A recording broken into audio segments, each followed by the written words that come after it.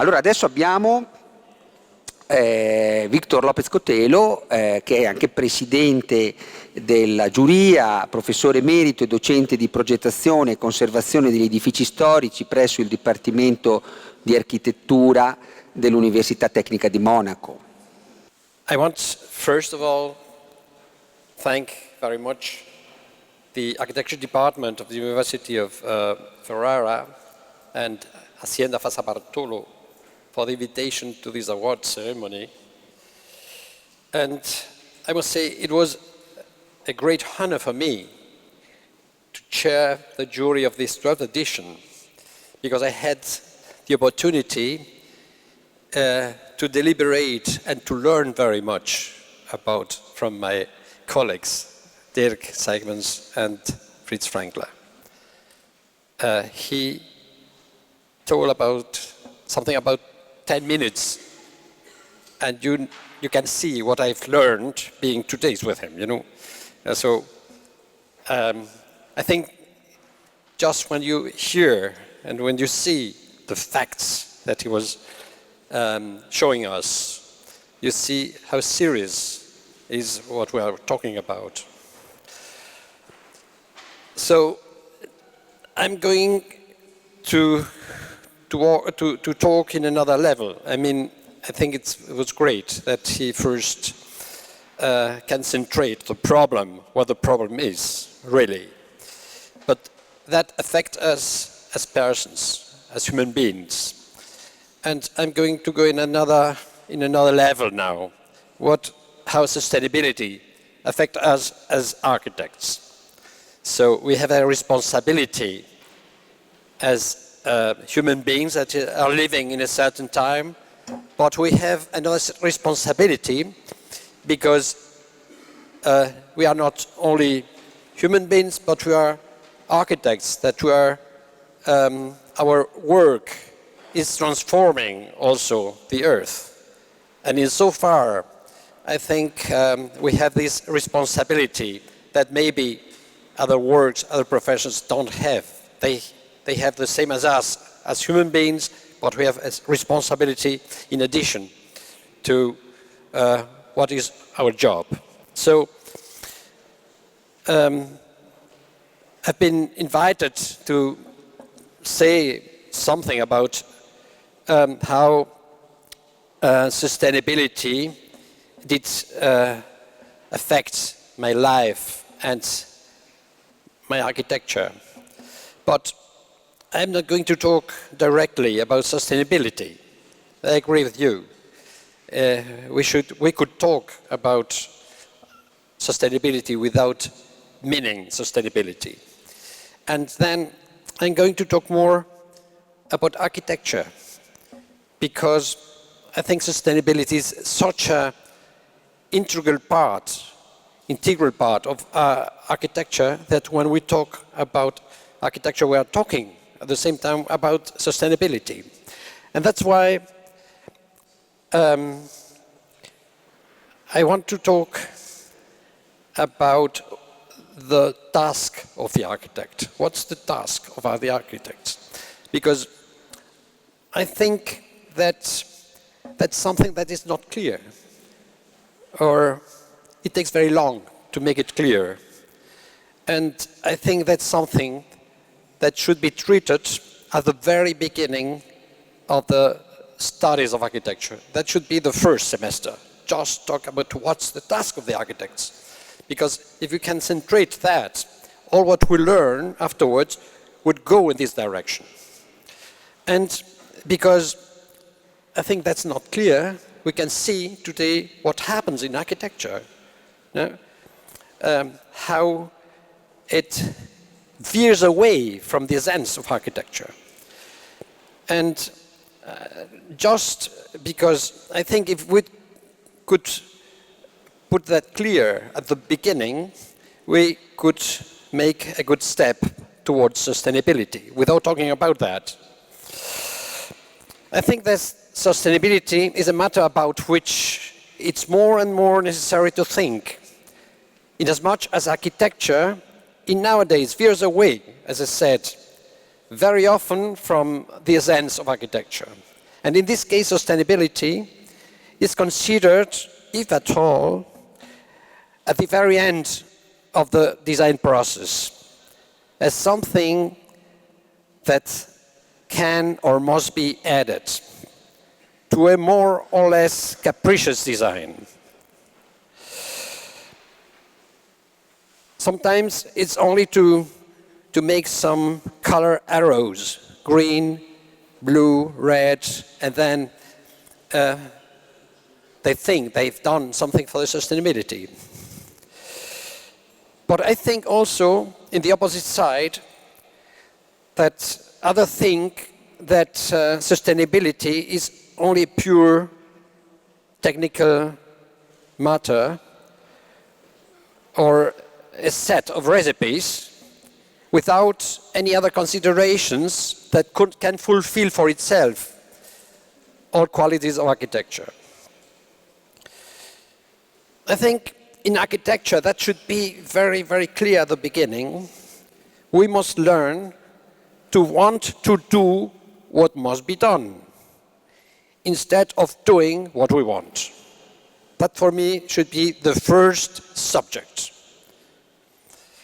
That's the question, to learn how to find the core of the problem and then to love to do what must be done. Because if you love what you must do, then you are going to put all your interest in doing it. Architecture cannot be done per un capriccio. No? It's not something that's, yeah, I do architecture because I'm an artist. So the construction of a building, to be considered as architecture, needs an intellectual process of recognition and deep comprehension of the reality of the raised problem.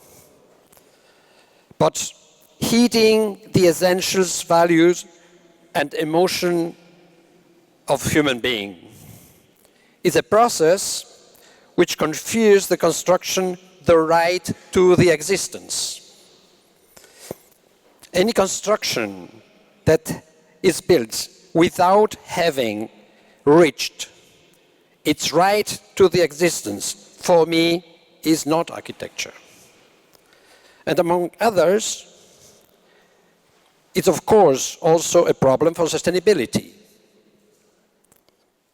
As you can imagine, I'm not talking about a legal right to exist, but an architectural one. We could explain that if we say the right of the plant to sprout out of the ground. That for me should be the right of a building to exist.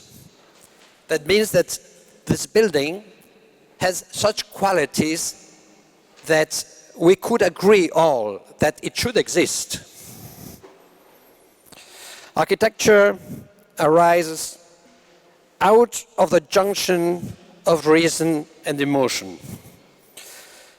The mental energy accumulated in the dimensional and material determination of the project by means of a construction turns into latent energy of the built substance.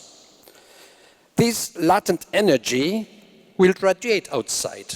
That means that the mental process through construction, if it's the right mental process, would then radiate to the exterior. And that's why we love some buildings and we don't like others. That means that there is not this intelligence, I would say, that didn't find the right construction, and at the end what we see is a building, but it's not construction, it's not architecture. For me, sustainability, as one of the basic elements of architecture, has to do with architectural quality. Architectural quality has to do with intelligence. Intelligence has to do with thinking and feeling. And thinking and feeling has to do with beauty. In other words, with architecture. Yes, the beauty as expression of intelligence.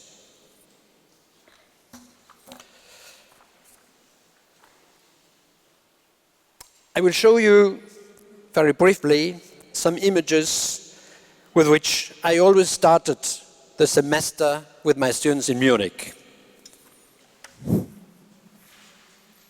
So that's an image that you have seen very often, sure. We that are a little bit older, we saw it at first as we were already students. And for you, it's an image that you have seen related to sustainability, to climate, to renewable energy, and so on. We should be very aware of this importance. We heard already what Dirk told us. But besides all that, for us architects, there is also something to point out. In the earth, there are not important and unimportant places. For an architect, every part of our planet has the same value.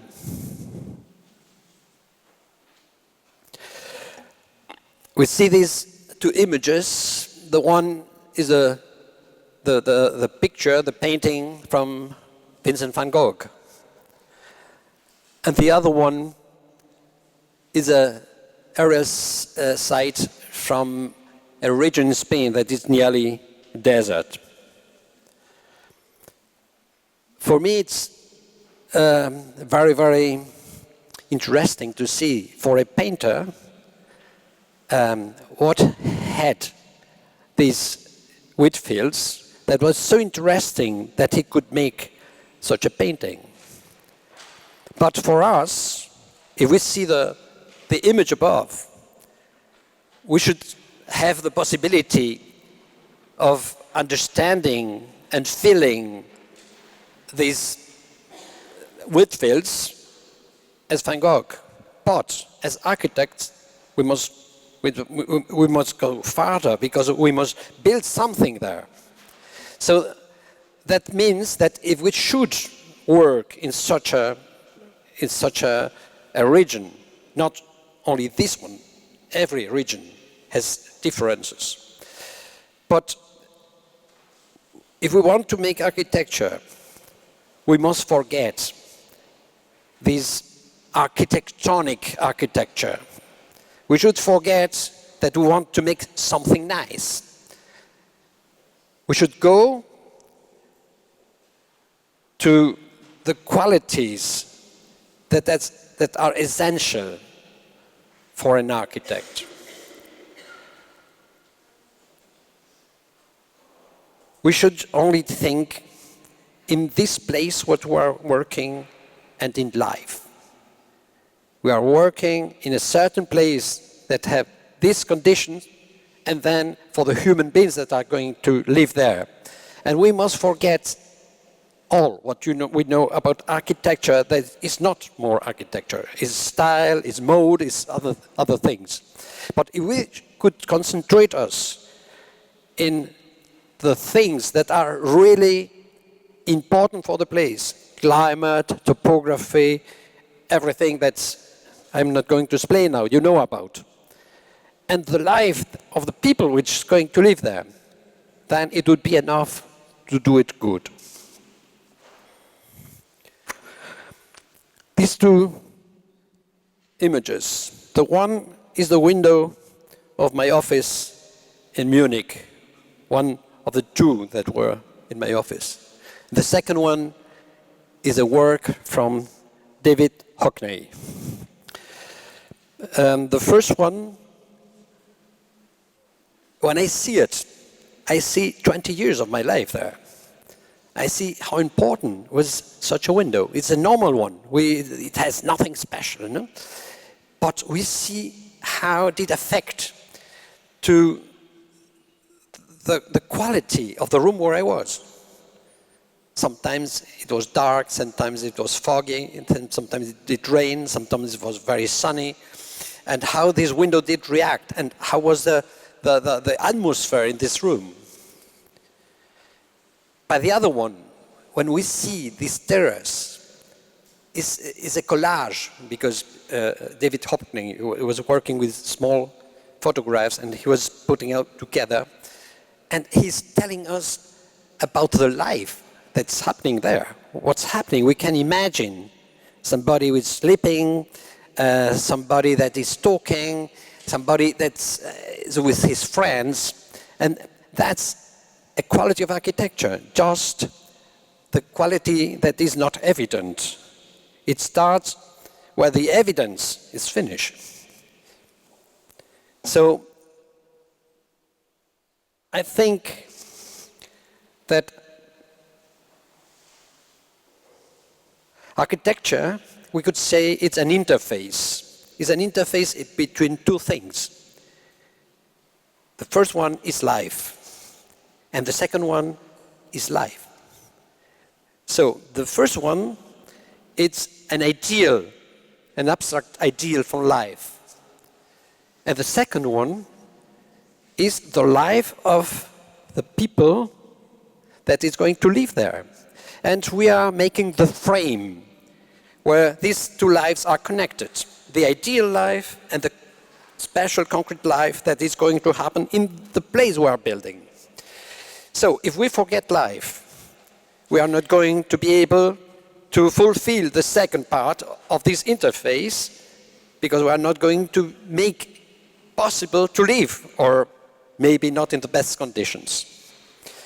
So if we react first to the conditions of the place, and second, what's going to happen there? Where is the ideal of the people? Where are the emotions, the essential emotions? I'm not talking about a client that wants something like that. It doesn't interest me what the client wants. I know much better as him what he needs. But just centrate the thing in place and life. This is a very, very nice image that we shouldn't forget. It's very, very simple. It's Hudson that is writing, but he can only write his name because he's putting the pen first in the ink of his brain. And if we transport that to architecture, if we really just do what comes from the brain without being disturbed by other, I would say, interests, then it's very easy. Just when you are working, think about that. And you will see if the ink is a good one or if there is any ink in your pen.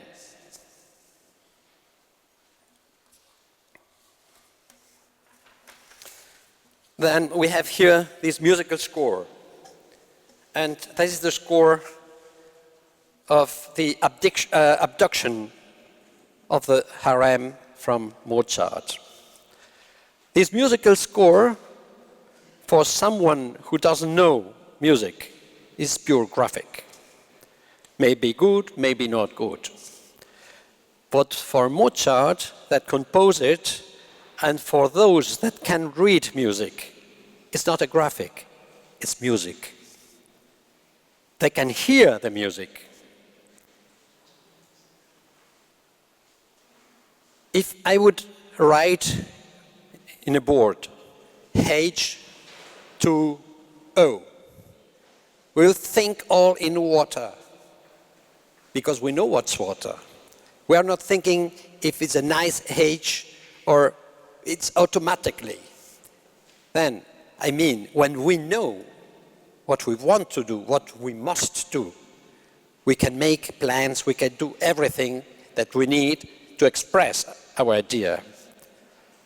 If not, we are doing graphics, but graphics, nonsense graphics. It's the same if I try here to put more dark there and less so on. And I have the impression that much of the architecture that we see is a product of something that has been drawn without having any idea of what's going on in the architectural level.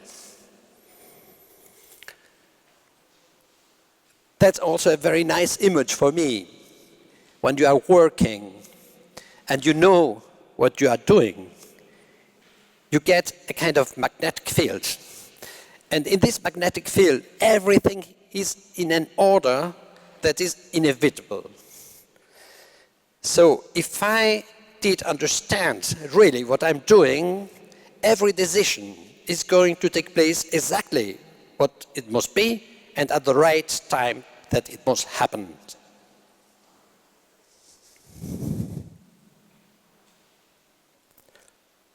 That's for me is an immense, nice image. I can't see this image of the space shuttle without thinking in a shark after the fight. It's not cosmetic. It's very impressive to see the narrowest relation between reality and construction.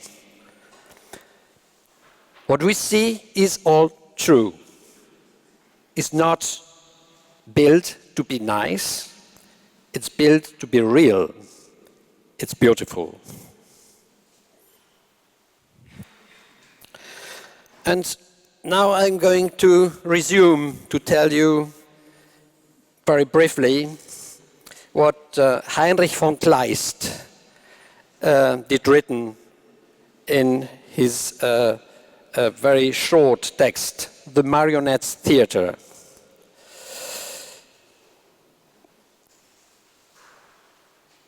This resume is that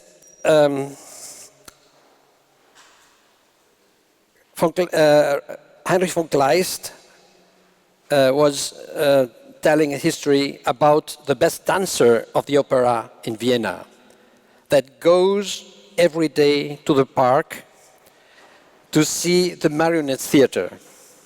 Somebody that knows him gets very curious about the very strange matter of his interest in the puppets and ask him, what is he doing there? And he answered, by the puppet's dance, there are not wrong movements, because all of them follow the law of gravity. By the dancers, it can happen that the center of gravity of the movement does not meet the center of gravity of the dancer's intention. And, unfortunately, appears the unwanted affectation.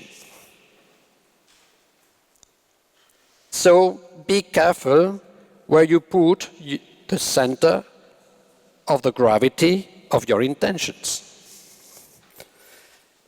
So now I'm going to let some slides. It's a light show. It's going to last a few minutes of my work so that you make a relation between what I say and what I do. I don't know if it can go automatically. Yeah? Does it go? Okay, too fast.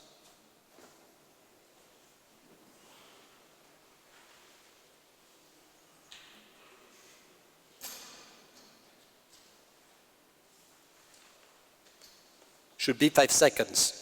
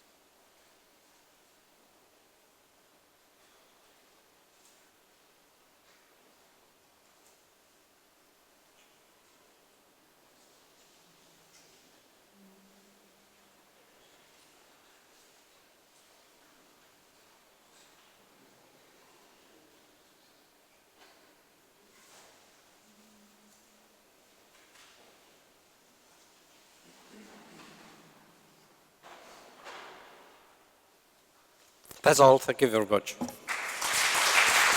Grazie Victor Lopez Cotelo. Avete visto anche qui il confronto tra una visione del progetto in una chiave profonda, no? Che si lega ai temi della vita, ai temi della coscienza, dell'identità, dei ruoli anche che la professione pone in una maniera difficile, no? E anche la proposta progettuale lasciata in uno scorrere di immagini conclusive.